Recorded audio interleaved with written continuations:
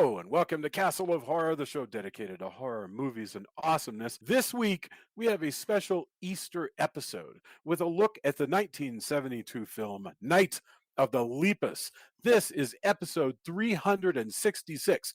Bear in mind, if you haven't seen today's movie, we're going to be discussing Night of the Lepus from the perspective of horror fans who have seen this movie. So warning, spoilers ahead.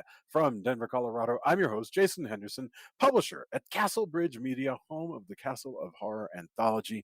With me from Austin is Tony Salvaggio, lead singer and bassist of the band Deserts of Mars, and lead guitarist of the band Rise from Fire. Say hello, Tony. Howdy. Here comes Peter Cottontail chomping people down the bunny trail. Man, I liked the Peter Cottontail special because of the bad guy. He was awesome. Do you remember These are him? not that. If you don't remember, he was called Iron Tail. That was actually pretty cool. And he rode a giant bat. That was awesome. Okay. We can all aspire to that, actually. I know, right? Yeah. Also in Austin, home of the giant bats, Mr. Drew Edwards is the writer-creator of the long-running underground comic Halloween Man, currently published by Comixology. He is a Best Writer Ringo nominee, Austin Chronicle Best of Austin Award winner, and a member of the PEN America Fellowship. Say hello, Drew. Yeah, what's up, Doc? It's halfway to Halloween, my friend, and that is why we have stopped in Yes. to study scary rabbits. And finally, also in Denver, color commentary from Julia Guzman of Guzman Immigration of Denver. Say hello. That's the most foul, cruel, and bad-tempered rodent you ever set eyes on. That's wonderful. Monty What is Python it? reference. It's a Monty Python reference. Excellent. Yeah. What, behind the rabbit? About the okay. killer rabbits. Although They have huge, sharp. They can leap about. Look at the bones. My Although- parents have been to that cave, by the way, and Awesome. have pictures where they had a stuffed, the stuffed animal version of the rabbit, and that's threw great. it like it's flying at them. So they have pictures. They have That's pictures of the rabbit funny. attacking them, which is great. Well, I have I- another story, but I'll tell it on my turn. All right, go ahead, Drew. I just want to point out that Monty Python has probably single-handedly made me have to correct so many people because I have pet rabbits, FYI, and constantly people are calling them rodents. Rabbits are in fact not rodents. I know. I know they're not rodents. No, this is. I'm wondering. I can't help but wonder if Monty Python wasn't inspired by this because it was a few years later. Yeah. Yep. Anyway, I have a story to tell when it's my turn to talk about comments. All right. Yeah. Well, in fact, when we get to it, you will be the opening thoughts. You might want to do it then, or you might want to do it at some other point. But okay, so here's what this movie is. Look, Night of the Lepus, also known as Rabbits. I think that's a lie. I don't think anybody ever saw this movie under the title Rabbits. That was what they filmed it under. That's as good as it gets for that. Night of the Lepus is a 1972 American science fiction horror film directed by William F. Claxton, who was known as a Western director, produced by A.C. Lyles. It's based on a science fiction novel from the 60s, 1964, The Year of the Angry Rabbit, which is a great title. The plot concerns an infestation of mutated rabbits. This is the first science fiction film for Lyles and for director Claxton. They were both from the Westerns. They got a lot of Western actors in here, and well-known people. You've got Stuart Whitman, who just always looks, manly, and he plays a lot of sheriffs.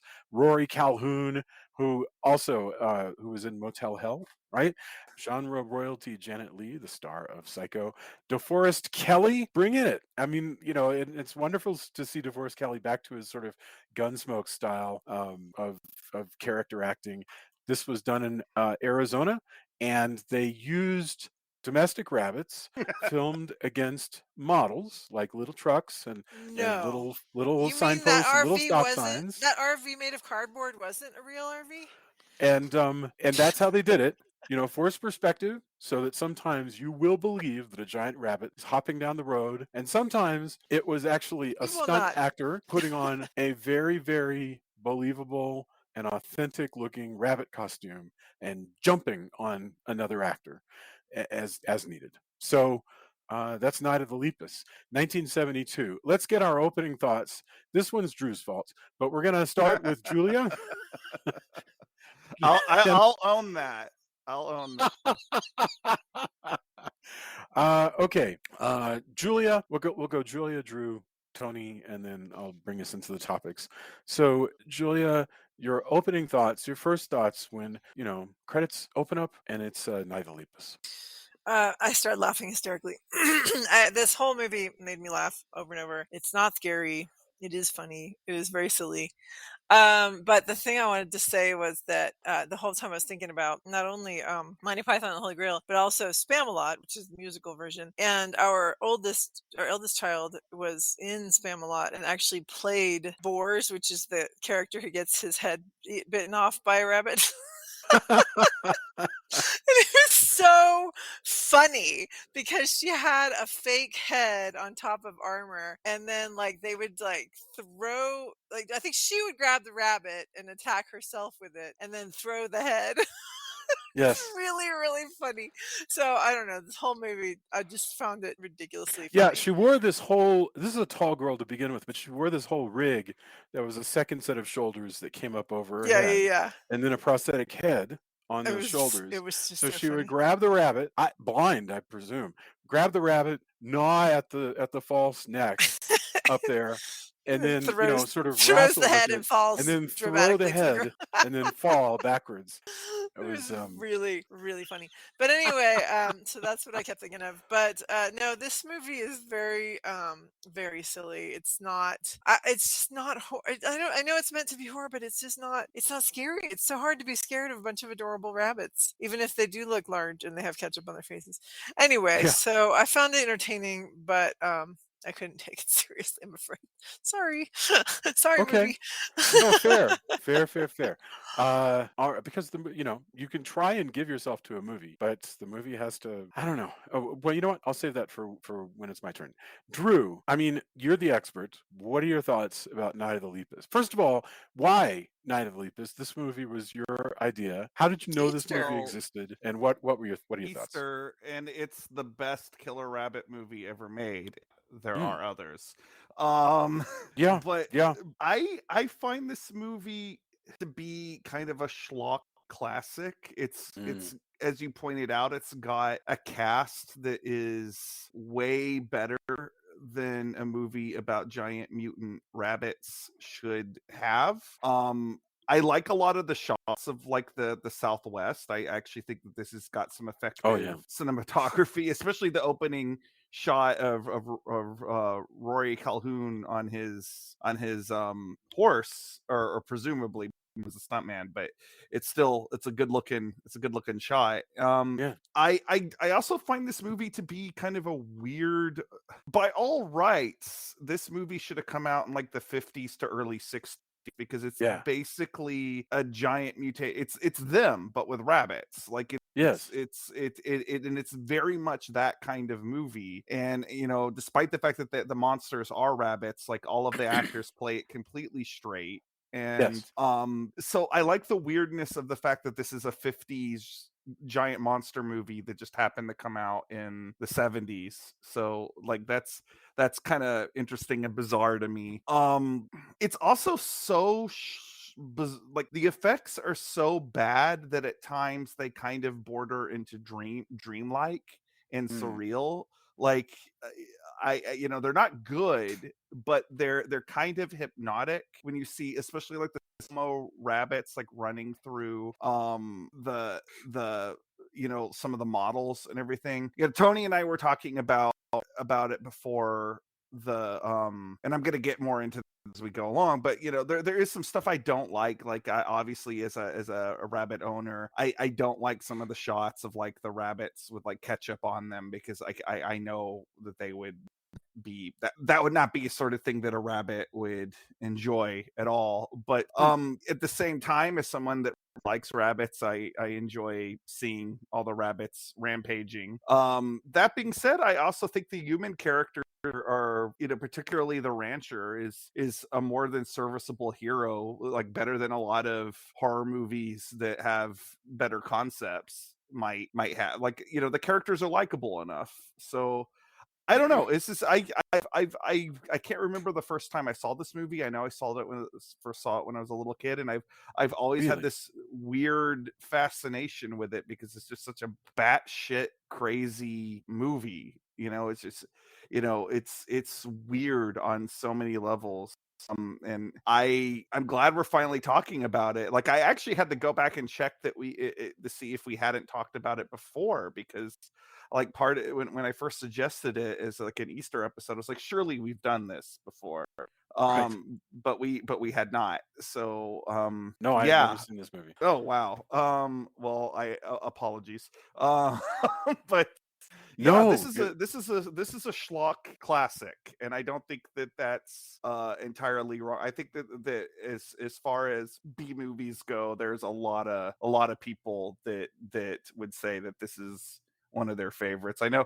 Oh, Sean Patrick, one of our regular listeners from Australia, I know that he has a lot of affection for this one because we've talked about it online. Sure, he'll be happy that we're doing this. That's fantastic. Tony, what would you add to that? Like, Night of the Lepus. I don't know if you've ever seen this movie before. I've seen so, yeah. pieces of it, and I remember it being like a punchline and a lot of like, oh, this movie's schlocky, and this is a schlocky bad movie, like this giant rabbit movie. I forgot where, but it became this whole thing for a while, and I It does want to sound say like it a might have Med been Brothers thing, right? Like a little bit, yeah. and it might have been in, maybe it was in Cracked and the black and white images of it. I can't remember exactly. Seems like it might have been. My memory thinks it is, even though I could be totally wrong in that, as memories go from when you're a kid. I think it's a weird mix of a cast trying to do everything they can to sell it. And they do actually a really good job, better than I expected based on what I had seen and what I knew of it. It's also like pretty gory in places, even if the blood is mostly that kind of hammer red paint color.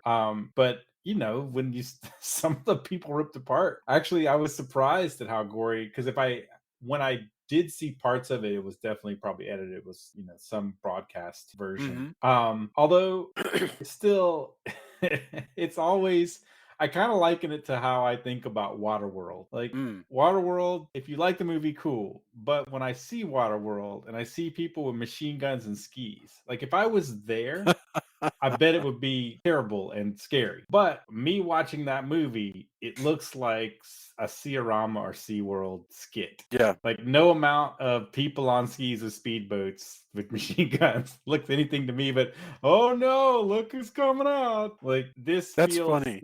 that like it's rabbits, and it is scary when you think about it, and it would be horrifying if you were there because they're ripping up people, but it's still rabbits that we know are cuddly. And I think if I remember correctly, long ago in that whole kind of area of, this is a schlocky movie, I remember reading about how it was tough to make because rabbits aren't aggressive in that way and they're herbivores. And so, I'm like, hey, look, we got all these rabbits. How do we make them look menacing? And it's, they filming them yawning and going, and putting ketchup on them. Which I always wondered if it was ketchup, and then I read it was literally, that's exactly what it was. Which I guess is, at least they didn't paint them or anything. But it's not, everybo's doing what they can. And actually, I enjoyed it more than I thought. And I thought it was, a lot of it's better crafted than I expected. There's a lot of great actors, and they're, like I said, everybody's giving it their all, but it's still hard to really be afraid, like true terror. But if you're that guy getting chomped up, I bet it would. I mean, if you saw this for real, although they were smaller than I remembered than I thought they were going to be. I thought they were like really big, like them size, and they're kind of not. But I guess that would have been also harder to make the miniatures work as well. But I don't know. It's a mixed bag, but I'm glad we're covering it. And I actually have, I don't think I'm gonna watch it on the regular, but there's a lot to it that is better than I expected it. That's wonderful. Thank you. Yeah, I it's so funny to think that, my only exposure to this film was snarky stuff from the pre-video era, the Medved brothers and all that stuff. Hey, is this the worst movie ever, or is this other movie that you can't easily find the worst movie ever?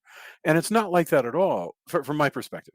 This is, the funny thing is, this is really competently acted. It's competently edited. It just so happens it has a central conceit that people, maybe including myself, were never really quite able to just sort of get into. You know, You could, so if you took the same thing and yeah, made it like werewolves or wolves, even just wolves. yeah, just wolves. And in some ways I think it's better. It's better than the kind of similar vibe Bats movie. Yes. Oh yeah, Nightwing. Yeah, which is all right. It's all right, cult classic. But the actors, like, what's going on when you aren't watching Rabbits Rampage is Yeah. actually better than a lot of schlocky movies. Absolutely. Yeah, and And again, that's the competent I dug on that. Yeah. these I kind actors are bringing all of their competence to this, so and to some extent this is memorable. We're talking about this, many decades later. So to some extent maybe getting it wrong was getting it right. I because how many people watch Nightwing now? um You know, there was when you read up about this movie, one of the things that they kicked around, they didn't have the money to do it ultimately, which is why we got what we got. But they talked about having like someone like Ray Harryhausen come in and do stop motion rabbits. huh And I don't know exactly if that would have fixed all of No, the I don't think that problems would of the have. concept, but I think it would have fixed some, because maybe he could Yeah. have done like a design that was Mhm. less of a literal, well, like, sure, if house the rabbit. rabbit evolved into something that's more like a velociraptor that looked super scary, it looked not at all like a rabbit, yeah, I could it's like Although, Cujo is a scary Saint Bernard, right? Saint Bernards are not in and of themselves typically scary, but Cujo, when you cover his face with egg like they did, suddenly he's scary, I guess. I will say this about rabbits again. A million things that I'm gonna say. Rabbits actually, under proper circumstances, can be aggressive. And Sure. I had a Flemish giant, which is a rabbit that's about the size of a dog. Hmm. And before we had him, he was actually quite aggressive, and his bites hurt. So, like, if he was the size of one of the rabbits in this movie, he probably could mess you up. Also, Oh like, no, I have no doubt Right. that's the crazy thing here, is that there's an element of I don't know what the word would be, just the satire of reality or of life, if because you can fall into a vat of poop and die. It's funny, but it also you die, so there are Yeah. all kinds of ways where something can happen that is absurdly embarrassing or comical and also terrifying and frightening. well, And what's Plus, that's you what's can. What I was that mean, movie with? comical? What was that movie with Meryl Streep where she dies and she falls, hits her head by the pool and she's like super humiliated? It's like Defending Your after Life. Defending Your Life. Yeah, that one. Yep, she just slipped and fell and whacked well, her head. also, like, if you've read or seen the cartoon, like the Watership Down, the animated Yeah, version, Watership Down, like the rabbits when they fight and how all that is, that they go to suspense. war, man. Yeah. Yeah, like Well, that's there. Yeah. in the wild, male rabbits will actually fight over territory, and they'll actually Mhm. bite each other's testicles. Oh, So, geez. yeah. No, I So, mean, like, yeah, yeah. rabbits. I mean, I'm not saying rabbits aren't cuddly. I own two of them, but like a wild rabbit, which we don't actually see in this movie, they look quite different than domestic rabbits. But That just um, reminds me of Rain seeing, like, there was a show recently, there was a hare that was centrally prominent, and she goes, "Oh, what is that?" I'm like, "That's a hare. They look like that." Huh. 'Cause they're kind of scary looking, can be. yeah, I They don't mean, look all nice and cuddly. They're not, they're not like the chubby, they're not super no. fluffy. But the other thing is, again, if we are to buy into this conceit, which I'm not, I know it sounds like I'm trying to defend it. I know ultimately this is absurd. What is absurd is that the rabbits become meat eaters, because like that they would have to be heavily mutated for that to Mhm. happen, Well, they're because like, heavily mutated anyway. All but of the they things. don't even have the proper teeth Right. for meat eating. What they do though is rabbits are really, really strong chewers. Mhm.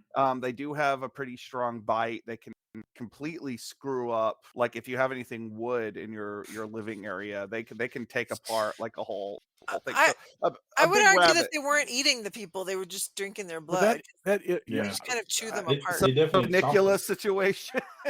Yeah. Sorta, kinda. Oh my god, I love Yeah. the bug Banicula. So, love that book. real quickly, I want to mention that what's going on in the plot, because I have a feeling we're going to talk about trends more than the plot. But the basic idea of the plot, and this is the first topic I want to get into, is this ecological disaster of rabbits overrunning man. This movie works real hard in the beginning to sell us, and I'm not saying it's wrong, but to sell us on the notion that we are this close to a rabbit holocaust because Well, rabbits are gonna flood out like they did during the Dust Bowl in Oklahoma for real, and just flood out and eat all the crops like locusts, and we're gonna have to kill them or else we'll be overrun by rabbits.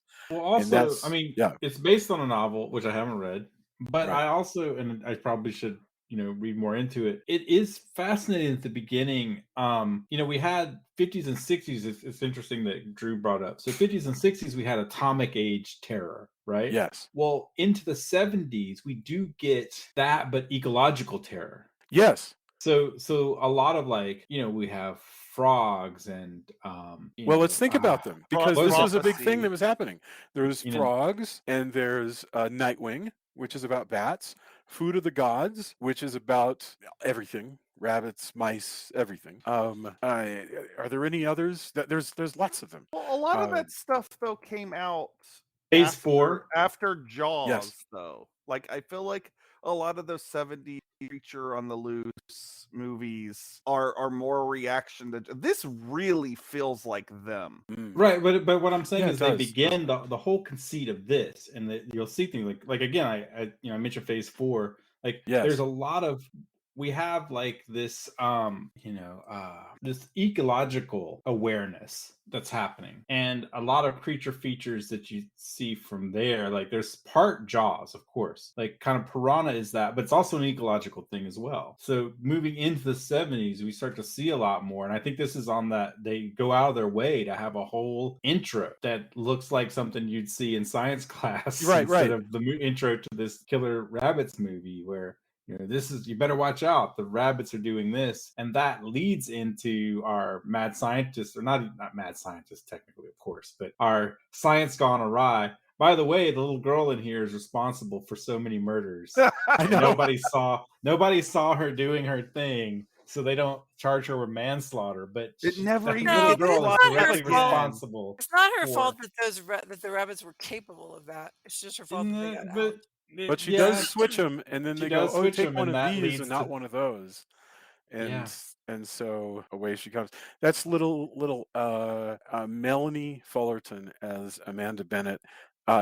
We don't get Jamie Lee Curtis because Janet Leigh was like, "I don't want my kids acting in horror movies, or else we would Or have." even seeing horror movies. Yep. Yeah, Oh, the so irony. I know, but it Um, could have been Jamie Lee Curtis, and it just I'm sure Jamie Curtis probably sleeps okay, not having been in Night of the Lepus. Unlike Janet Leigh. who's like, Yeah, she's like, I would like to forget this film.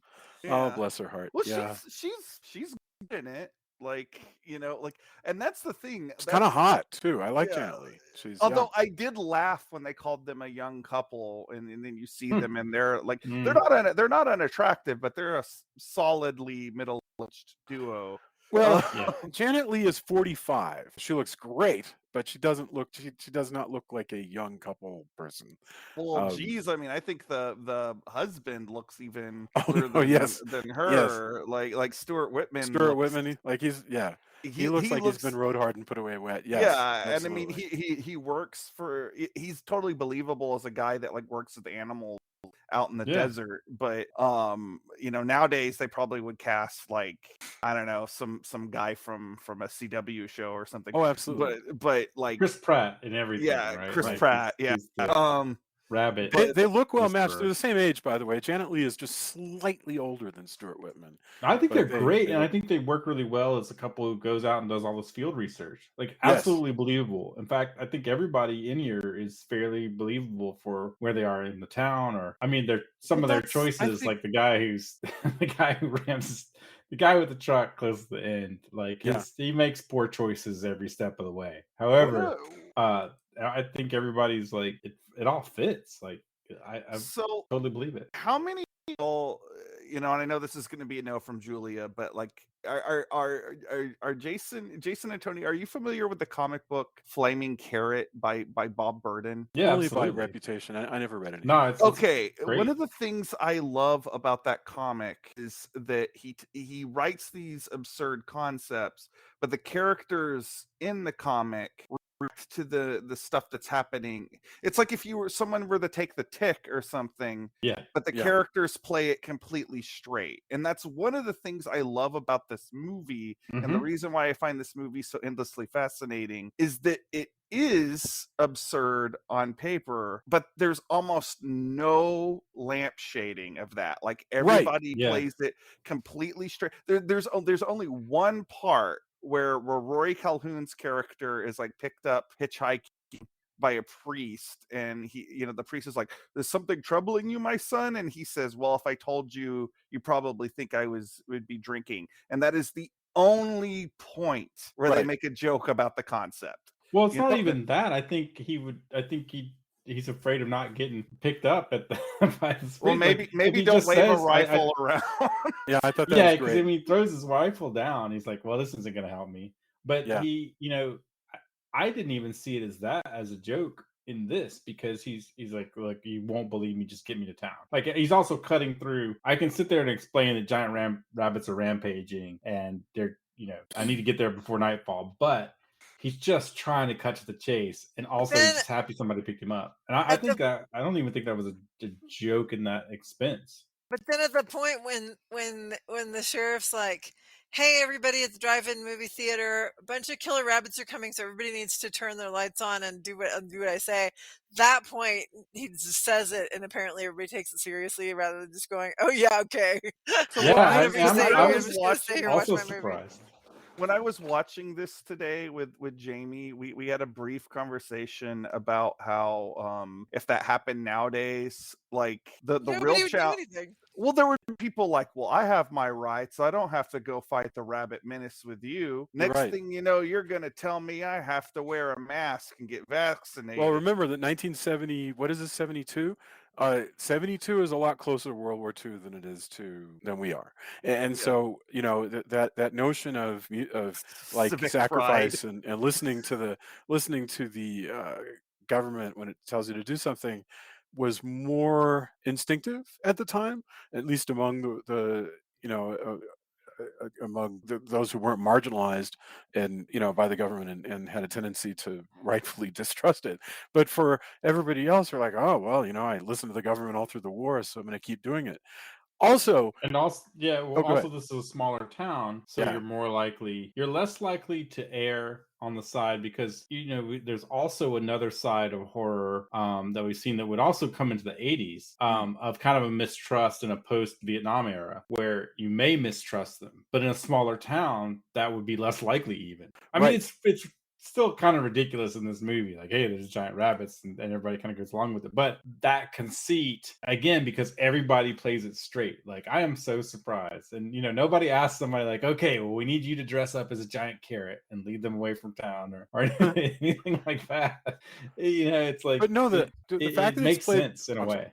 I was going to say the fact that it's played so straight is what makes this first of all, to Drew's point, this is part of a pre-Jaws template. So it's not thinking about the Jaws template. You are so right. Maybe Tony, you were pointing out all those ecological monster movies of late are doing the Jaws thing, but this No, one's not. I would say the opposite. Like, I think that there's an eco. Well, yeah, but what I mean is, I'm talking I about think how the there's plot not a is Jaws. structured. I think that a lot of the eco horror is not as much Jaws. Okay. That was the point I was making. Like, this is a post-Silent Spring Right. era of Boy, it's so ecology, interesting to like try and this to. can happen because we're tampering with nature. I mean, try to plot these threads.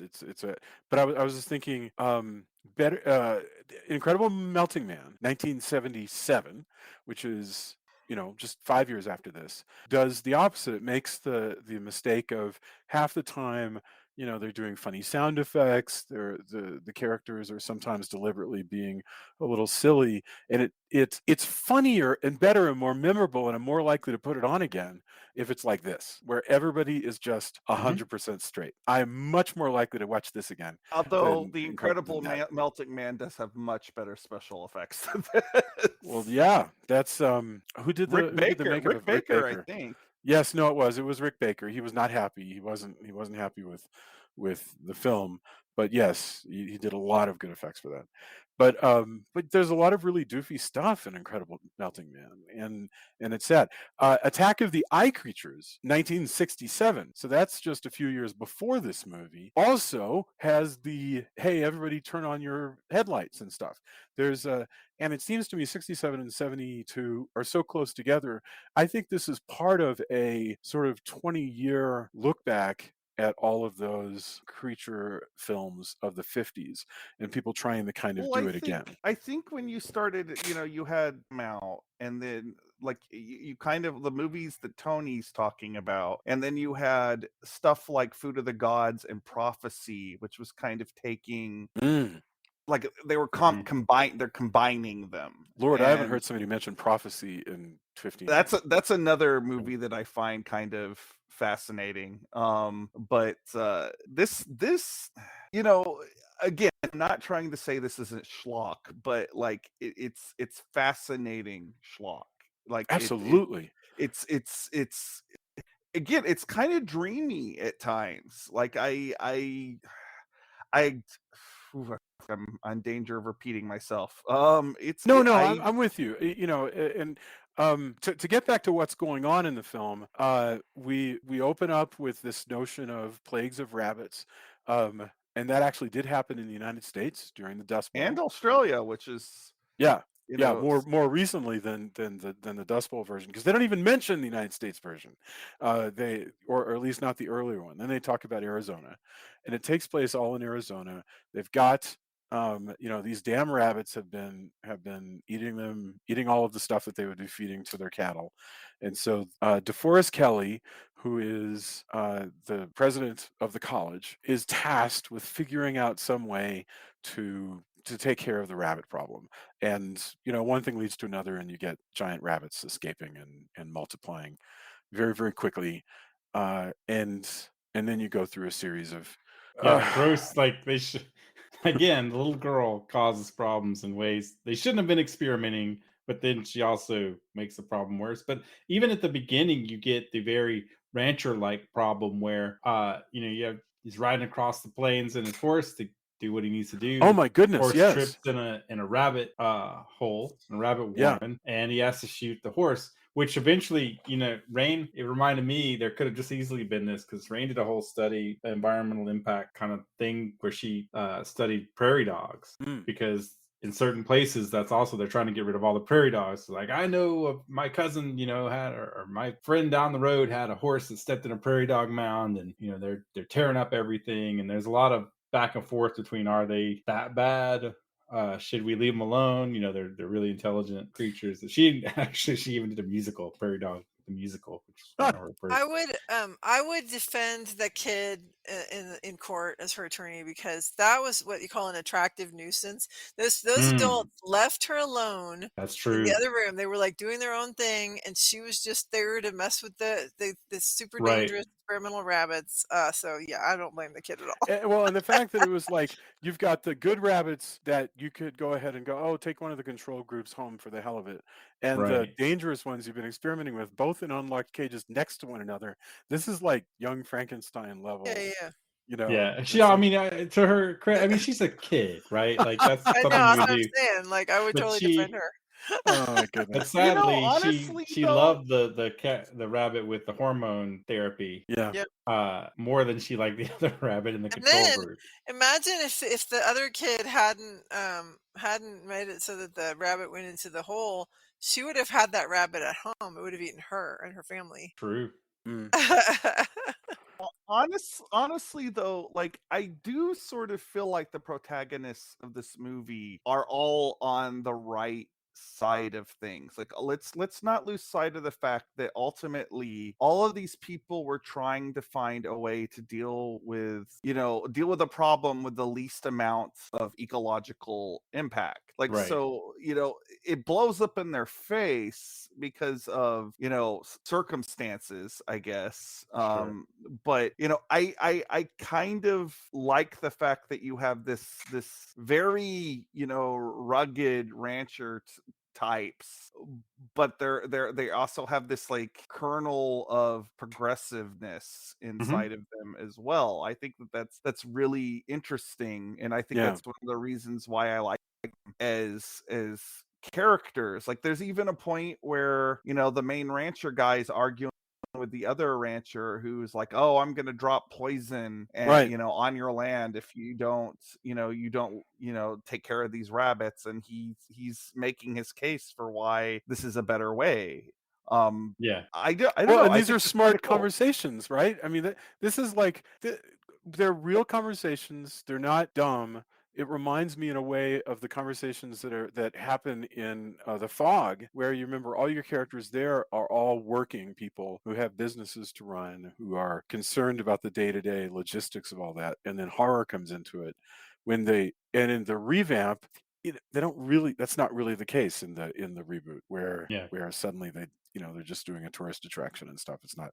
Well, people It's not the same. forget like that there's all this stuff, growing up in a rural area. I mean, people forget that there's a lot of reality to what, and then sometimes there's a gap between, hey, I need to do this because I need to keep my farm going, Yeah. and this will help me keep my livelihood. That's could be generations, and also, there can be outside the stereotype that we usually see. There's also a land stewardship kind of thing Yes. as well. That hey, we gotta, some people go, I don't care, I'm gonna do it. I'm gonna gas everything. You have all those arguments. Like, in reality, you have Yeah. some people who go, hey, I've been reading this stuff, I think this will help, we should think about these things, this will be better for the environment in the long run, it's going to cost us some. And you have other people who are like, no, gas it all and poison it all, because that's Yeah. the way, that's what we do. And so those conversations, again, this is why I go into the kind of eco horror aspect of, because and I looked it up, Frogs is 72 as well. Okay. So these kind of environmental things and what they're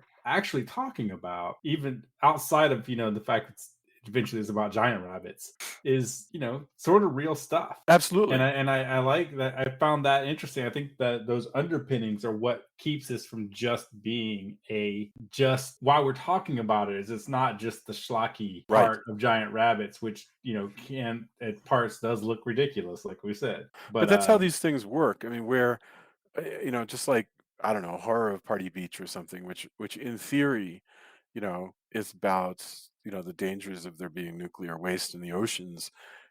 That's where it's kind of neat how these movies kind of make you think about logic problems of what we're going to do about pollution, or And what that's we're going how to do we about always, yeah. that's why when people dismiss horror, I kind of have to also side eye Right. them as well. And as we've said multiple times, like that, a lot of times horror does give us, even in this where it's over the top, maybe sometimes because it's so over the top, a way to talk about these things in a way, and to have a different audience who may not watch a documentary Right. on the great rabbit blight. Like, that's kind of fascinating. I'm just, MGM bankrolled this, right? Like, Yes. MGM made this with all these name actors. Absolutely. I am so. I mean, once again, I am so happy about the setting of this movie. It is such a nice change. I mean, and to Drew's point, it harkens back to the 50s where everybody's running around. Absolutely. But and to the going forward into the 90s with like Tremors. But I like movies that took place in the city. I love that. But it's nice to see a different kind of setting, a different kinds of vehicles, different kinds of lives that people read and shit that they talk about in their small talk.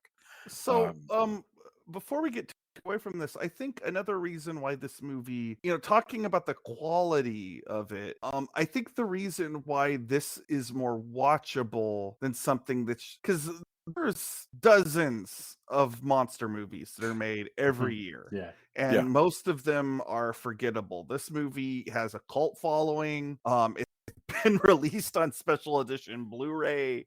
Like people have, for whatever reason, they have affection for this movie. And I think if it was just movies are just complete so bad that they're a slog, don't get remembered. Like I That's think right. because this walks tightrope of being just competent enough to where it clips along okay, but also having this absurd quality to it that you can just laugh at. I think that's like a sweet spot with schlock. And like a lot of schlocky movies don't, like, you just don't end up, there's nothing you want to revisit there. Like No, this absolutely.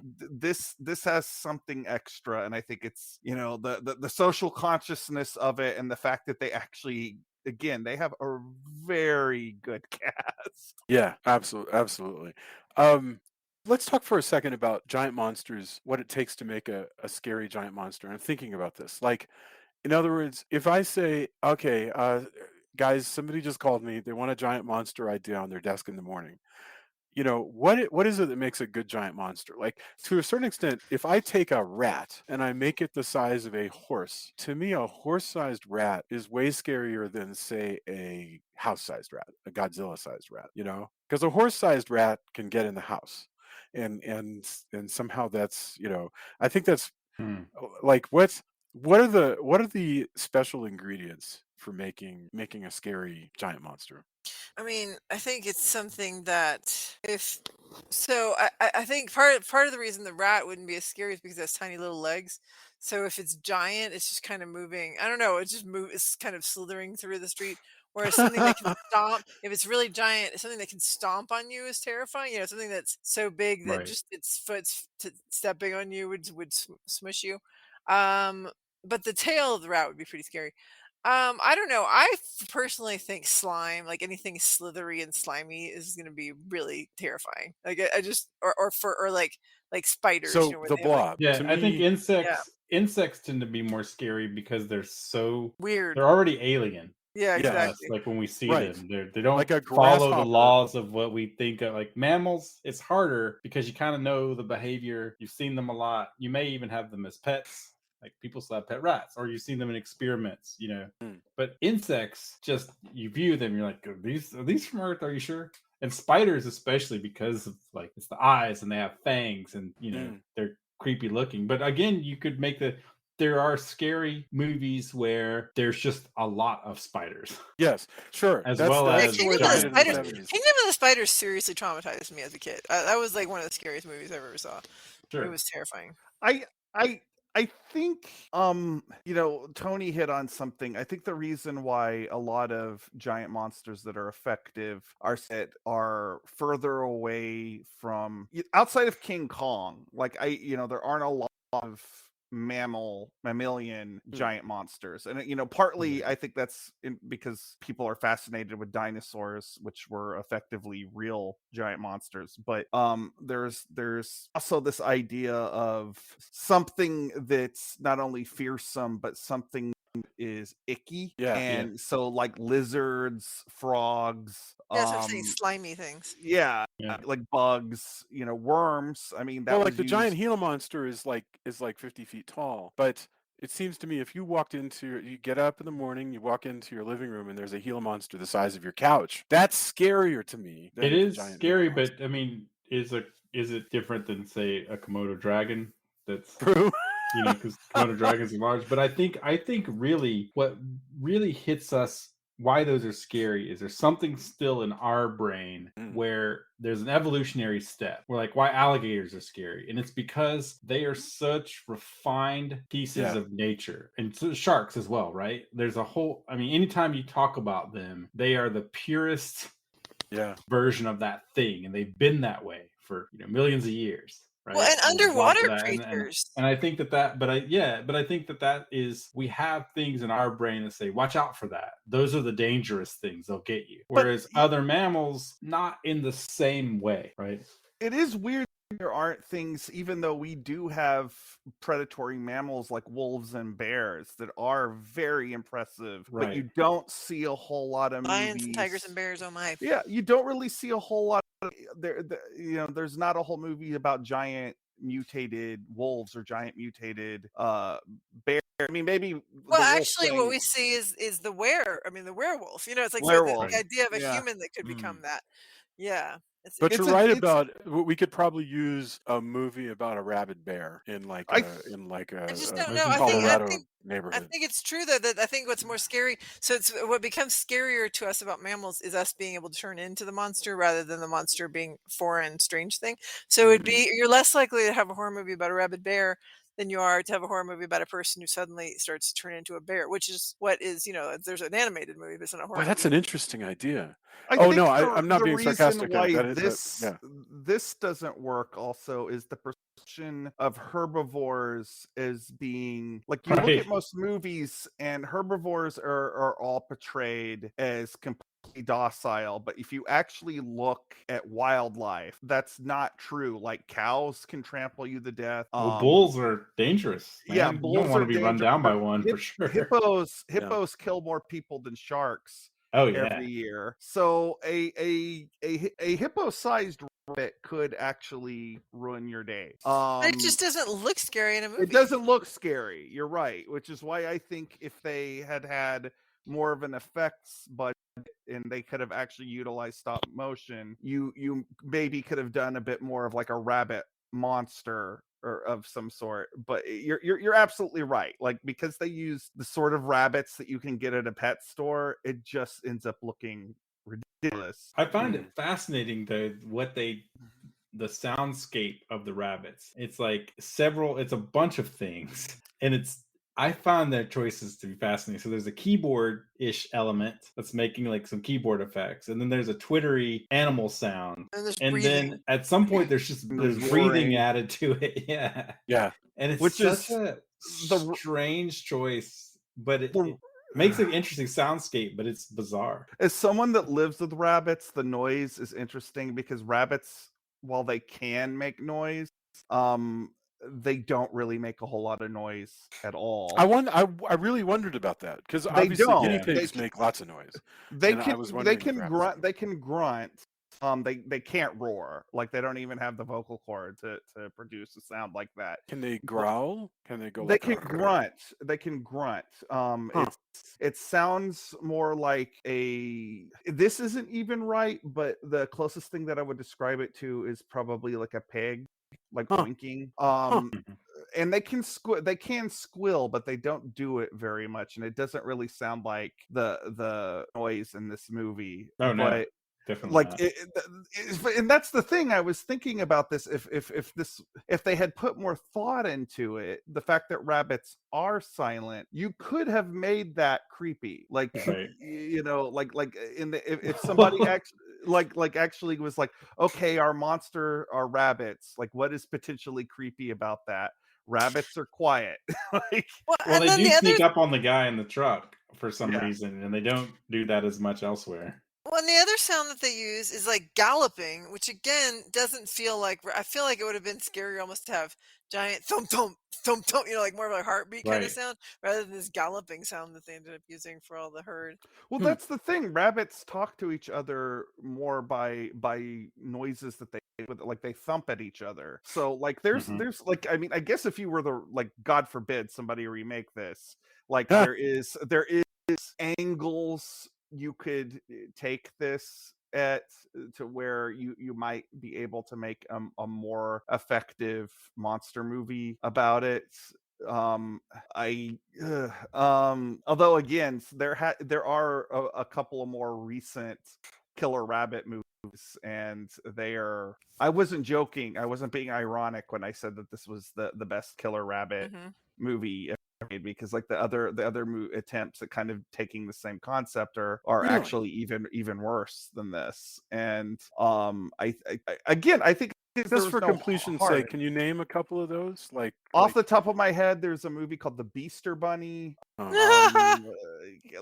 that's the thing. They're forgettable. Yeah. Like, this is I memorable. wanna- Well, I think the difference, it sounds like when you name it, and again, I haven't seen this, so when you're naming it things like the Beaster Bunny, you're already kind of building schlock Tongue-in-cheek. into it. Oh Yeah. God. Where Yeah. I don't think, Yeah. like, for whatever reason, even though the concept is nuts and they sold it to MGM, it's still one of those things. I guess, hey, look, we based it off this novel. We'll sell you on that. The fact that, again, it's the playing it straight part.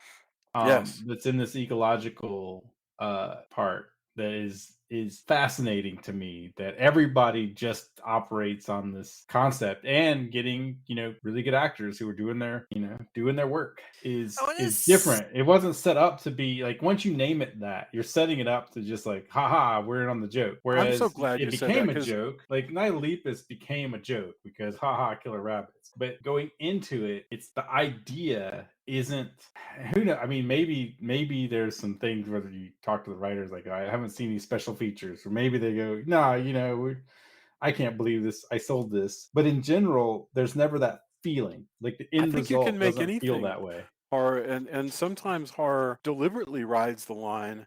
Famously, I know I mentioned this before, Stephen King made a perfectly frightening but also weirdly hilarious, and that's what's great about it, short story about one of those wind-up chattery teeth novelties that is like attacking a guy. That's hilarious and also scary. Julia, you were going to say something. two things. I was gonna say, when I want to see a horror movie about giant tardigrades, the water bears that are like For sure. microscopic. That's a Those would great be so- idea. or at least to have them be like creatures in something in the background or something. I am sort of interested in this idea that you think a lizard the size of your couch is scarier than a lizard that can crush every bone in your body. Yeah, I don't feel that at all. No, I do, and here's why. So what you're saying is a Komodo dragon is scarier than a T-Rex. Basically, yes, because if it can fit in my house, I'm in a lot more danger, I feel like. Like if Well, you don't have to let's say say Komodo dragon. You can say that in Jurassic Park you found the what do you call the Velociraptor scarier than the T-Rex? I did. Or okay, you get up in the morning, you open your door, you go into the living room. There is a grasshopper the size of a dog. Scary, right? That's to me is a large grasshopper is scary no matter how big it is, because it gives into that alien thing. Whereas like large reptiles, I think, are more conceptually easy to wrap your brain around, because first of all, there are still large reptiles, and we know that in the distant past reptiles there were reptiles even larger than that, which, by the way, before anybody smartass on social media corrects me, yes, I know dinosaurs weren't lizards. Don't even think about it. We are being hypothetical right now. It's a large scaly beastie. Really, there's not much to my theory here, other than I kind of feel like, for me, a giant monster that fits in your house is scarier to me than a giant monster that can squish your house. Because just to a certain extent, if a giant monster can squish your house, it may as well be a tornado. There's just a fatalism to it being around. Whereas, and in fact, the only way a narrative works is if I bring the camera way up to the shoulder of the monster. But if it's the size of a dog, now I have a chance. Which is to me, it's only scarier because I hear what you're saying, but to me, it's only scarier if nobody else ever sees it. Because that's the thing. It's like, it's terrifying when something is giant and it's destroying the town. But if something is only messing up your life and you keep trying to tell people, no, you don't understand. It's the size of a horse, but it's a grasshopper, and it was like, yeah, okay, whatever. Now dude, you're I don't know what you're describing a smoking. dangerous snuffleupagus, like a psychotic No, snuffleupagus. I'm thinking like in like oh my god, Ant-Man and the Wasp. You know how they have the giant, like, I think it's like a grasshopper or something, whatever it is that takes the place of it. Oh no, it's an ant. I guess it's just a big ant. But anyway, it takes the place of Paul Rudd's character when he's not there. Right, Where's when he's supposed to be under house arrest. Yes. Yeah. Okay, and I swear we can move on this in a second. But so, conceptually scarier, Jason, Godzilla or the graboids from Trimmer? The graboids from Trimmers are the Trimmers monsters, right? Yeah. Is that right? Yeah, they're called graboids. Yeah. I mean, I'm more scared by the graboids. Absolutely. Okay. Yes. Yeah. All right. I mean, like it's all relative. I'm not saying that I wouldn't actually be scared if Godzilla were out there, but I'm actually scared if there's a tornado warning too. I think you're So talking it's- about it's- which is a more visceral fear. Yes. Like so, the graboids okay. feel like, oh, I'm in danger. Whereas a Godzilla, you may not even. It feels like it's supposed to feel like a tornado or a hurricane. Yeah. You don't even know if you can get out of the way. It's fatalistic. Like I can't dodge a Godzilla, but a graboid or any of these monsters that we're talking about, like, can sneak up on you, can be behind something. There's a visceral fear that something Yes. like it's scary. The sea louse in Godzilla 85 is scary in an absolutely different way than Godzilla is in that same movie. Yeah. Even though both are scary. Like a scorpion the size of a wolf, or several of them, would be scarier perhaps than a scorpion that is more Godzilla sized, because you have a very instinctual, visceral fear of this thing that can attack me the same way. Like that's why alligator, like the mid-sized alligator or crocodile kind of movie will work on a different level that hits the back of your brain. In the and to a great monkey extent parts. sharks, right? Like a shark really is a good example of that. Like a shark is, even a giant shark is still not, it's not, a megalodon shark. It's a giant, it's a big shark. It's, it's 30 feet long. I've wrapped my head around this. This is my thing about how I don't think Hannibal Lecter is scary, but I do think Dracula is scary, because I know I could beat the shit out of Anthony Hopkins, but it's like somebody with supernatural powers. That's a well, different, again, this is the most wonderful conversation the more we've ever alien had. Something is, the less you can predict. Like you don't feel like you can get in the mind of most reptiles or something that's evolved to be that predator killer, right? But maybe things that are more mammalian, you feel like there's a sense of like, I know I can't escape a bear, but I feel like I know what a bear would do in a way. Like, even though it's gonna rip you to shreds. I think that actually is what makes Hannibal Lecter so scary, is that you think you know what he'll do, and then he does some crazy thing. True, but I think that's the difference. Like we don't know what a wolf-sized scorpion or the sea louse from Godzilla 85 or any of those creatures, like are the graboids. It's so unpredictable and bizarre in that way, in a way that doesn't feel common at all. And I think that's why that's scarier. I think that, rounding this back to the rabbits, because we've gone on now this like quest to understand the soul of giant monster movies. I love it. I'm so happy that we had this conversation. Oh, I think it's terrific. But the stuff that I never think the rabbits are scary, but there is some stuff that is unnerving, like and it goes back to what Julia was saying about ickiness. They have some shots of them where they've like put some stuff on their face to make it look like they're like foaming at the mouth.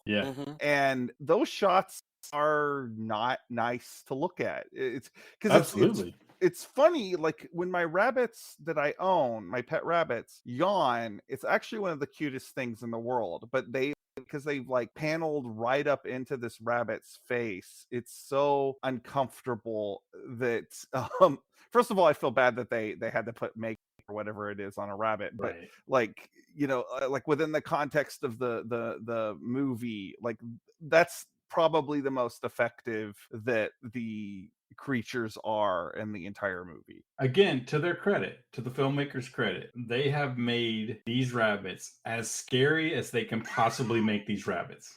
Like, they are cute bunnies, but they've made them as scary as you can without prosthetics and with just some makeup effects. And admittedly, when that guy gets ripped up and he goes back in and he's being comforted, unfortunately he makes again more poor choices later, where he rams his truck into the telephone pole for no reason, then gets out of his truck, which is to me even like he makes poor choices under duress. But the part where he's all ripped up and he's alive and he's panting and you see it's decent makeup effects on him and stuff like that, that's pretty raw. Well, also, I gotta say, going into the train tunnel or the start that tunnel that they go into, that Sure. the kids mine, wander into yeah. the tunnel for reasons of their Yeah. own, and to discover that guy whose body is being dragged away. I thought that was very effective. Yeah.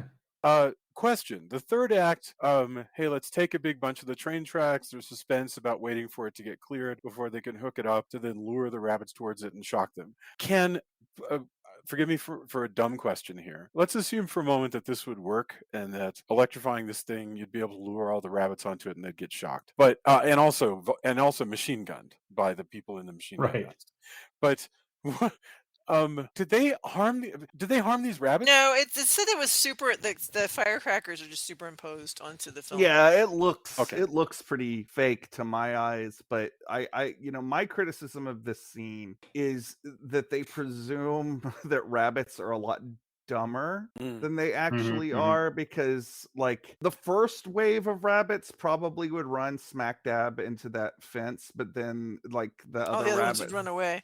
Yeah, they would be like, rabbits aren't, dumb. Like that's the thing I think a lot of people, they're much smarter than people give them credit for, and they're very much about testing their environment. Like, because we've had some work in our apartment recently, we've had our rabbits up in our living room and we had a pin around them, and they'll figure out ways to get out of that pin. Like they'll test it, like they'll do that. And so rabbits, they have spatial awareness. They're not just going to run blindly into something and see that it kills a bunch of their brothers and sisters and keep doing that. And again, I know it's a B movie. I'm not looking No, for I'm with you. accuracy pointing out on animal that it wouldn't behavior. work. Like, this is something that I've been thinking about a lot, because I'm part of a lot of paleontology groups on social media.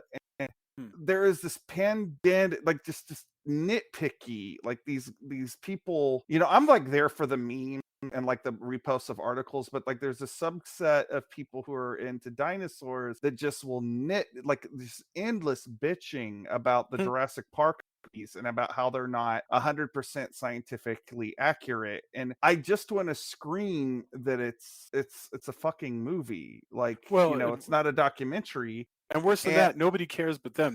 That's the one that makes me most sad, is just the waste of effort, because nobody cares. I mean, nobody's like, I honestly, you watch one of those movies, you come out, I forget about it the following week. I'm never going to give it another thought.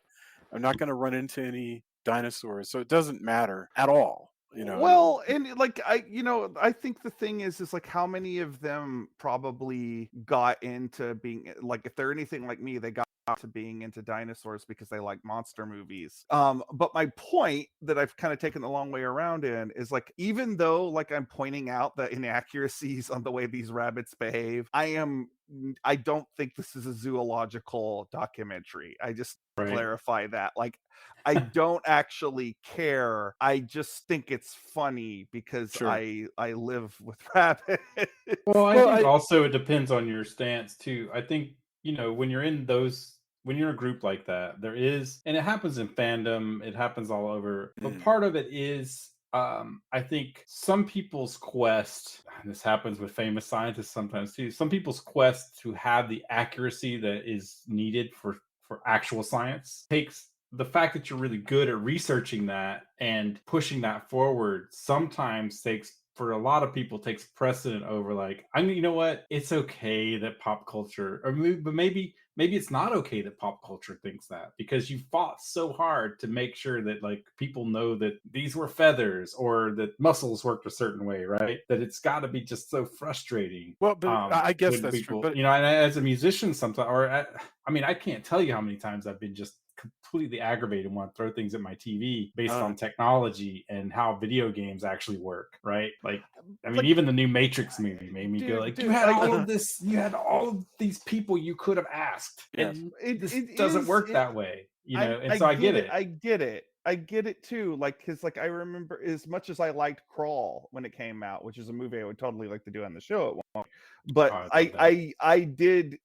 There were a few times where I did find myself chuckling because I know realistically, there is no way a human being can out him an alligator. But Sure. these things, it's called science fiction for a reason. Absolutely. So, like, you have to allow for artistic license, and that even goes with animals. And maybe I'm putting this particular movie up on a pedestal that it probably doesn't deserve, but I do think I think I get an extra layer of amusement out of this Sure. movie because I do know rabbit behavior relatively well. Well, one thing that's interesting though, in true eco horror fashion, once things are resolved and we think we're past, like, there's the ending where everything's kind of even slightly happy, you have somebody going, hey, is everything okay?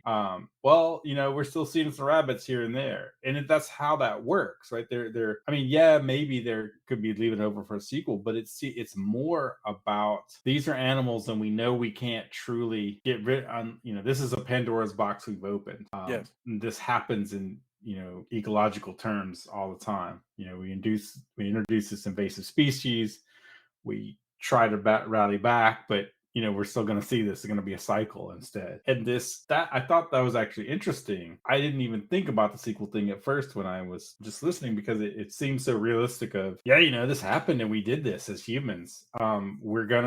We just have to be vigilant. Yes. On this. And I thought that was interesting in that, again, like I said, it fits with the kind of eco horror part of that. Yeah. Okay. In a roundabout way, we actually did manage to get more or less through the plot. So I'm going to ask you guys, is there anything that you want to point out that we should mention? We were talking about stuff that we thought worked pretty well. Is there anything else you want to bring up before we get our final thoughts? Is there like some point that we failed to take into account? I love the fact that unlike a lot of these monster movies that are of the same type, this is more like they do bring in some military police, but this is more or less solved within this community. Like the community rallies together and takes care of it, and this group of people is shown to be more capable than I think. That's the one thing that this does not have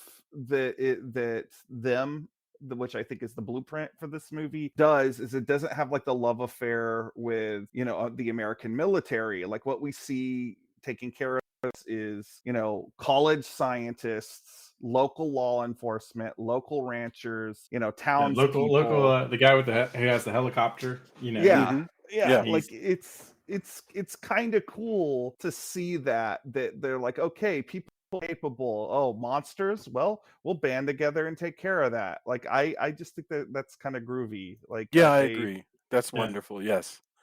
And the scientists, scientists is a family of scientists. There's a family, the rancher and his family that, hole up in the storm cellar to escape the rabbits. All of that stuff is very small town in a really not cloying way. Yeah. Reminds you of the Blob a little, right? I mean, in the small town nature of it. And also, haven't we talked in this show? And somebody smarter than me eventually has got to write a paper on this. But I feel like at a time when I feel like gender tends to be treated. You get better gender roles in sci-fi and horror movies than you do in big budget Hollywood films of the same era. Not so much in this one. Well, yeah, but she's a scientist just like her husband, and that's the same thing. You've got a lot of like partner female scientists and female astronauts and female, well, they tend to be. Yeah, but it's definitely the men who are taking care of the problem. The men who are the ones out there. No, that's true. No, it's a good point. It's not. I'm not saying it's a super sexist movie. I'm just saying it's not particularly enlightened. Okay, right. I mean, that's completely fair. I mean, it is traditional in its roles, but the people you see aren't just running screaming. Like, right, Janet Leigh is never a screaming damsel in distress per se. No, she pops out those the road flares. Yeah, she'll set a rabbit on fire. Yeah, like I mean, it's not quite Ripley from Aliens, but like it's Nobody's Ripley. No, but Kelley. I'm just saying that in SF, that's where because there's this perception, I believe, that people have about sci-fi where you've got big-eyed monsters carrying around women who are screaming, and that's a Right. perception, and there's some reality to that. But Oh, it's there's a also lot of reality. I mean, it depends on the kind of movie that. for sure. There's schlock that's there to like, hey, look, the women in here are gonna be in bikinis because that's what's gonna get True. these atomic age kids in, or what, name it, shower scenes. I mean, there's just as much of that. But to your point, I do agree that when you get people who know it and are enlightened enough, that you get a better representation potentially. Well, and I think because there's less people watching, or there's less money going around, or there's more people, there's less people making decisions, there's less committees. There's people just going to, let's make a movie and let it fit into the market. Then you've got the Terror from Beyond Space has the female astronauts. Now, admittedly, they serve coffee, which is really crazy, but they're there, right? Or the Queen of Blood, we have the female astronauts, or all the female scientists in it, and Right. not yet. I mean, it's crazy, but it's not crazy. That is fully, like, even now, there's plenty of men who expect that the woman in the room is the one who's going to get the coffee. It's not unusual at all. Yeah, no comment. Yes. And yes, Jason's like, how do I get out? we actually trade. Let me tell you. No, I'm not talking about in our listen, house. I'm talking about if you're in a meeting. If you're in a meeting and there is a young woman, especially a young woman, in the room, she's the one you most likely think is going to go get the coffee. It's probably true. I mean, she probably is the most likely. You know what I mean? It's just how that hurts my heart. It does. It hurts my heart. Yeah. If you, for those of you who've listened to 365 episodes before this, let me give you the first time we've given any inkling into our actual marriage. Julia and I trade. This is not the first time. Trade. We trade bringing coffee to one another. So, like, if she did it yesterday, I'll do it today. But Jason always makes it because I can't make. I do. I make the coffee. Yes, that's right. Break the Julia glass never has a ceiling, second Jason. cup. What's What'd that? you say, Drew?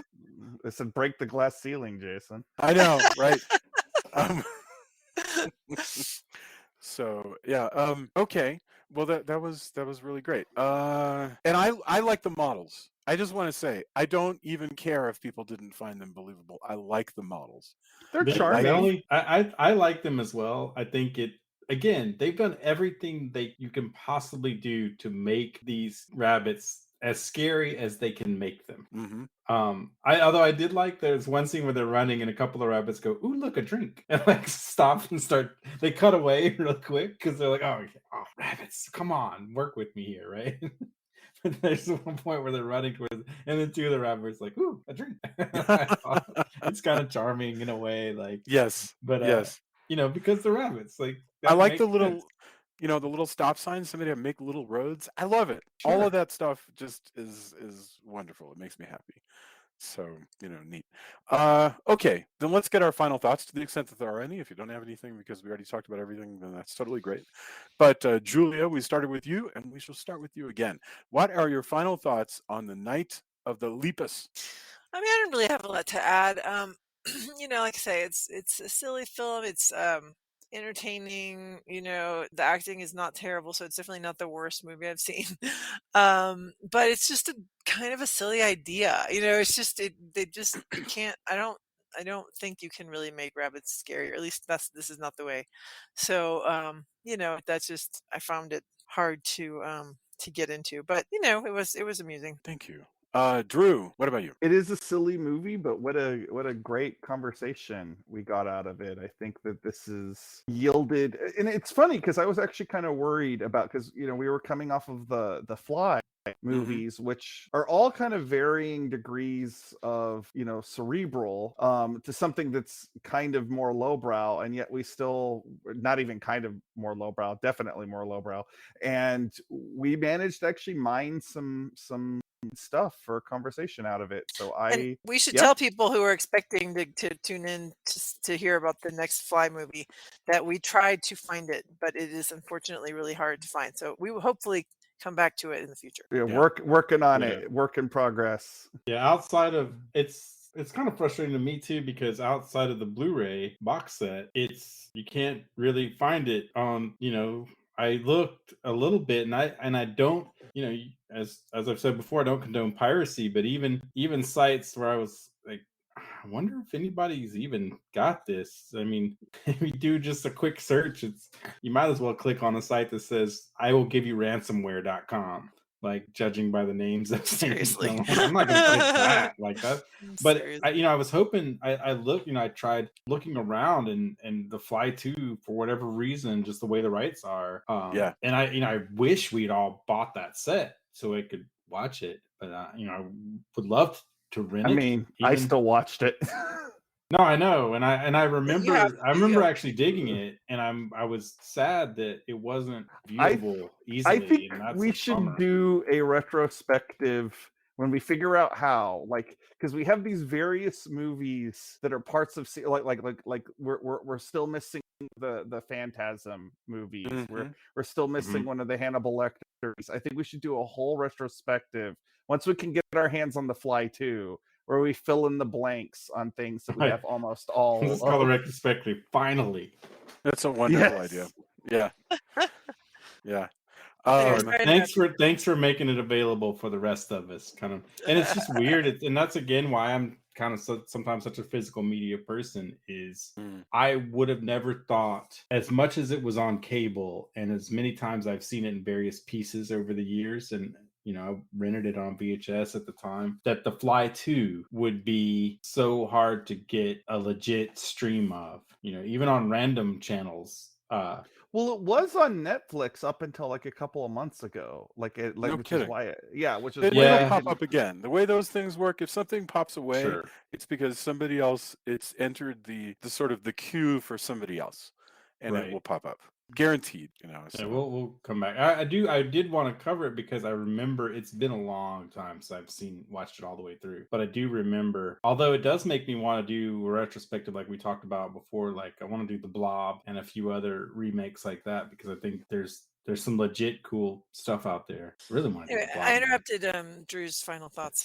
Sorry, Drew. It's okay. I just had a really good time talking to y'all about this admittedly silly movie, and I'm glad that we were able to find some hidden depths in its rough around the edges charms. So that's all I got. Sweet, thank you.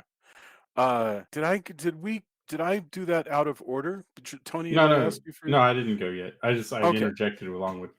All right, final. Then what are your final thoughts, Tony? No, this movie's premise is exceptionally silly. I'm kind of with Julia that it is hard to suspend disbelief and have the rabbits truly shock you or hit that visceral part of your brain that maybe spiders or other things hits, like we talked about. However, the movie is way better than the clips I remember, because they were always shown out of context in a way that would, like, hey, look, here's rabbits with ketchup on them, ha ha ha, right? Yeah. As opposed to, hey, there's this ecological thing that's going on, that's happening now, and then all that, hey, look, there's these actors who are at every step of the way are fully in it. It's an MGM picture that you're making, it's going to get out there and be in theaters, and that separates it from a lot of what we think of as more schlocky movies. And I would love to do, if I was going to do a triple feature, I know I'm prone to this, I think I would do this and Night Wings and Gargoyles. Oh, Gargoyles. Like the three idea. Like there's a feeling that they have, that they're disparate, but they would make an interesting package of film. Like, if I was going to put together one of those Blu-ray, DVDs of just like, Southwestern Americana kind of movies, I would put those together. And there's a werewolf movie that's kind of the same thing. I think great idea. Maybe it's just that's a great idea. Yeah. Like those four, but I would definitely do like this, and Gargoyles for some reason would fit. And Night Wings also has, it's just that flavor that they have. Which I mean, 70s would really fit together. 70s Southwestern monster movies is a really good idea. There's also, oh man, that reminds me, and I hate to go off on this, but it just, like, I just had this from the back of my head. There's a movie, and I read the adaptation of it, the novelization of it, several times, and now I'm gonna have to look up the name. where these people turn into cactuses. What? And I wasn't able to see it until later, but I read the novelization a bunch of times. For some reason, it was a Scholastic book that was at the tiny school that I went. But that had that flavor too. Oh, man, now I'm gonna have to look it up and Well, find. come back to us and come to the Facebook page to tell us what that turns out to be. By the way, Nightwing is actually a book by Martin Cruz Smith. I've never read it, but now I really want to, because I'll bet it's fantastic. Cool. Wow. When I grew up, stuff from the 70s just didn't seem all that cool. I think because it was so recent. But now that it's, a long time ago, there's more room to judge, the good, the bad, and the forgotten. And it's just interesting how to let go of that prejudice that I had when I was younger. I don't even know if I can make sense out of that prejudice, because it certainly doesn't make any sense, right? Like why would you choose to ignore movies from a decade? That just doesn't. But I definitely did that. Cool. Thank you very much for discussing this. This was a lot of fun, and I enjoyed sort of pondering this sort of March Madness bracket of scariness for unusually sized the nerd March creatures. Madness. Yeah. The monster nerd March Madness, the famous monsters March Madness, you might say. Yes. Okay, Julia, we've got to get our endorsements. I do not know what you're going to. I literally have no idea what you're going to endorse. Well, I can't imagine how that's the case, because you've watched. Well, unless it's what obviously you might endorse. That's. There I you, do then have you one do idea. know if you think it's obvious. Anyway, okay. Well, first of all, once again, gotta once again say, if you haven't watched Severance, or if you watched the first episode and fell asleep, like a lot of my friends said they did, Can't imagine that being the watch case, but whatever. more than one episode. Keep watching it; it gets better and better. Finally, the season finale happened, and I can't wait for next season. It was so good, such a good show. Okay, we went and saw Everything Everywhere All at Once, which is the Michelle Yeoh movie, which Jamie Lee Curtis is in, by the way. And what an interesting, strange film. It is kind of the multiverse of madness or whatever meets the Matrix. So the idea that one person, has obviously in the case of the multiverse, an infinite amount of possibilities that they could have, possible lives they could have lived. So what if you could access the skill? That's what I mean about say the Matrix, is that how he downloads different skills. What if you could access the skills of your other people and your other multiverses? Anyway, that's part of it, but there's so many themes, so much about relationships between parent and child and spouses and friends and partners, all those kind of things. It's really deep. There's some really dumb parts that I could have totally done without, but whatever, at least it lightens the mood and makes you laugh a little bit. But some great effects, really, really interesting, thought-provoking movie. So that's my main endorsement. I haven't quite felt comfortable enough to go to the movies, but that's one that's tempting me, because I've heard nothing but it ranges even from people who are like, I don't know if I was totally into everything that was in there, but I had my mind blown by it. Yeah. I mean, I had everybody tears gets in different my stuff eyes out of it. during portions of it, like literal When tears. I felt pretty depressed afterwards, but it was because I was it spoke to a lot of deep stuff for me. Yeah, and Michelle Yeoh's doing an amazing press tour for all of this. Well, she's amazing. She's such a badass. Oh, she's really good. I'm always a fan. I mean, I knew her as a badass, and that's still true here. But she's also a very touching actor, and she's just very effective. It's wonderful. So yes. Drew, what about you? What do you have to endorse? The first thing is a sort of tentative endorsement, because I've only thumbed through it. I haven't actually given it a good solid read, but I have enjoyed what I've seen of it. I picked up a graphic novel, like a true graphic novel, because it's not a collection of individual issues. It's something that was intended to be just one story and done in comic form. But it's called Dracula, motherfucker, and it is by Alex DeCampi and Erica Henderson, and it's I don't know if that's any relation, Jason, but put out through Image Comics, and the plot, it's actually mostly about the brides of Dracula, and it's set in the 70s, so it's got that sort of 70s grittiness to it.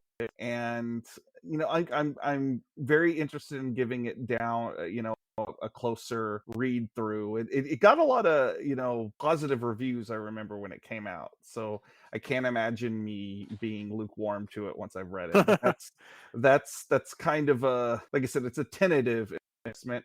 My second thing is a plug. It's not so much an endorsement. But it fits with this episode well, because I'm going to be vending this weekend 1 to 6 p.m. at the Glass Coffin, which is the Austin's vampire store, and they are having a Benicula. So it fits right into That's the awesome. subject of killer Fabulous. rabbits. Yes. Aw, So you're I going to be love able to. Benicula so much. Well, you can have your photo taken with Benicula. There's also going to be music, food, drink, more, and it's going to be outdoors, so hopefully it won't be too hot. And yeah, I'm excited to do this. I've been to a lot of the Glass Coffins events, but I've never actually vended at one, so this should be fun. And I also am a fan of Benicula, so I think this is a good way to spend my Easter. So if you are looking for something unusual to do Easter, look no further. Outdoors kind of might have sold me. I'm still have my own ideas about how safe things are, but but I think that sounds awesome though. Yeah. Hey, give it come out if you feel okay with it. If not, totally understand. Excellent. Tony, what about you? I have several things. I was actually charmed, and even though not perhaps the perfect movie, but I watched Metal Lords, which I'm a sucker for high school. Like if anybody knows how much I love Trick or Treat, I'm gonna go for the high school metal thing. So Metal Lords on Netflix actually did some things I didn't expect it to do. A friend of mine also pointed out that it would be a good pairing with a movie called Heavy Trip, which is also pretty cool. But Metal Lords, Ray and I watched it about a guy who's it's more about the trailers portrayed a certain way, but it's really about navigating high school, being the weird kid. Still, it's not cool to be metal. But the kid who's most in the metal, it's really mostly about his friend who's starting to learn drums. Was in the marching band, which for a lot of people playing instruments, marching band was their segue into playing whatever other instrument they were. I thought it had a lot of heart. I thought it was really good. Again, I'm gonna go with Drew though. Alice DeCampi rocks. By the way, she's amazing. Met her through. She was working with Tokyo Pop while Jason and I were. Met her through that, and her career is awesome. You cannot go wrong with her work, in my opinion. I did part of a Kickstarter for her book. She worked on Maddie, which she worked with Duncan Jones of Moon fame, and that's also awesome. But her work in general, I can't say enough good things. I think she's really witty. She's also really great on Twitter. She's a person who, it's not like we're best hangout buds, but she's been consistently just a super cool person since I've gotten to meet her. Oh, by the way, the book I was talking about and movie, The Plant People. Okay. And I'm pretty sure it was a movie. I have to look again, but I know the book. The book was called The Plant People, and I think it was later in life that I was like, oh wait, there was actual thing, but that stuck with me, and it has that. Again, it has that southwestern horror as people turn into cactuses kind of vibe. But the cover for The Plant People is pretty evocative. It's like his hand. Okay. And then also I'm gonna chill first. Now I want to watch a ton of Michelle Yeoh movies. So Heroic Trio, Butterfly and Sword, which is also known as Comet Butterfly Sword. He wrote Holy Weapon. All those are awesome. She was in Twinkle Twinkle Little Stars too. That's fun. Michelle Yeoh rocks. So and all those movies are really fun. But yeah, that's kind of my thing this week has been that kind of stuff. But yeah, now I'm gonna track down a copy of Plant People again. My endorsement, actually log rolling. This is a self-serving endorsement, but if you're still here, we've been talking for a long time, but if you are still listening, I encourage you to go to Twitter and search for the hashtag Daily Women Running from Houses, because for a while now, I have, not quite daily, but I try to make it daily. I tweet gothic romance covers and the year they came out and what's cool about the cover. And it's been really, really fun just to tweet one after another of these women running from houses. And it's all part of looking forward to a new Gothic romance that we're going to be publishing uh, in the fall, like in October. But I've had so much fun. It's actually brought joy to my life to every day go, okay, I'm going to find a different Gothic romance cover to post as my daily women running from houses. And it's been super fun. Also, we did a cover reveal this week of a book called Yesterday's Tomorrows, which is a history of mid-century science fiction with reviews, but every one of them includes a review of and a reproduction of the cover. So on the cover of the book is the 50-foot woman, which I still actually have not seen, but I've read this book and it is really, really good, and it's by Bruce Wright, and you can pre-order it. But just this week, we previewed the cover for people so that they could see it. So I encourage you to check that out. And that's it.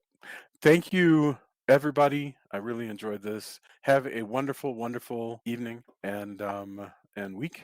And I will talk to you soon. Bye, guys. I Good night, everybody. Happy Easter.